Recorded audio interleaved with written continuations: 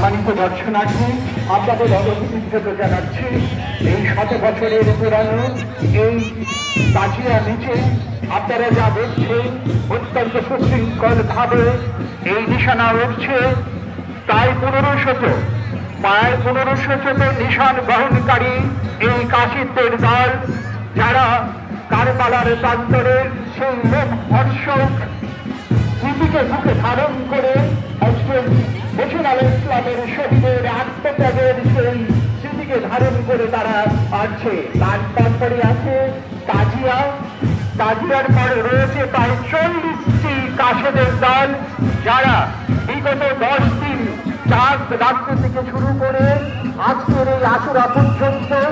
সারা মানিকগঞ্জ তথা সারা বাংলাদেশের বিভিন্ন প্রান্ত থেকে তারা তাদের এই ইসলামের এই ব্যাপক এই বার্তা বহন করে দাঁড়ে দাঁড়ে ঘুরে হোসেন আলাইহিস সালামের এই কীর্তিকে, ইসলামকে প্রতিষ্ঠা করার চার্জে সেই ত্যাগের গরিমাকে দাঁড়ে দাঁড়ে পৌঁছিয়ে দেওয়ার কাজ করেছে। সেই কাজের দল রয়েছে প্রায় 40টি। সকলের প্রতি আমরা কৃতজ্ঞ এবং তাদের এই কর্মযজ্ঞ অত্যন্ত সুশৃঙ্খল হওয়ার কারণে আজকে এই ঐতিহাসিক ময়দানে এক ঐতিহাসিক তাজিয়া মিছিলের অবস্থান হয়েছে। আমরা লক্ষ্য করতে পারছি সত্যিকার অর্থে হোসেন আলাইহিস সালামের প্রতি যে গভীর মানবতাবোধ ফুটে উঠেছে গড়পাড়া ইমাম বাড়ি দরবার শরীফের নেতৃত্বের এই তাজিয়া মিছিল, যা 100 বছর আগে অনুষ্ঠিত হয়েছিল, শুরু হয়েছিল 100 বছরের সেই প্রতীককে ধারণ করে 1400 বছর আগের কারবালার প্রান্তরে সত্যের পক্ষে অন্যায়ের বিরুদ্ধে যে কর্মযজ্ঞ শুরু হয়েছিল, যে ঝটিন্যতম হত্যা শুরু হয়েছিল। আমাদের প্রাণপ্রিয়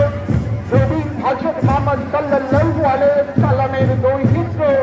হযরত হোসেন আলাইহিস সালামকে নির্মমভাবে হত্যা করে শহীদ করে যে ইসলামের ক্ষতি সাধন করার চেষ্টা করেছিল, এজিদি শক্তি, সেই এজিদি শক্তি আজ সম্পূর্ণভাবে পরাস্ত হয়ে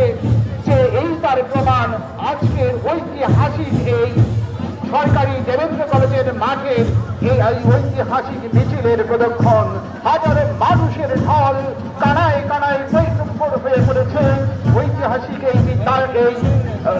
মহাবিদ্যালয়ের মাঠটি। আমরা আশা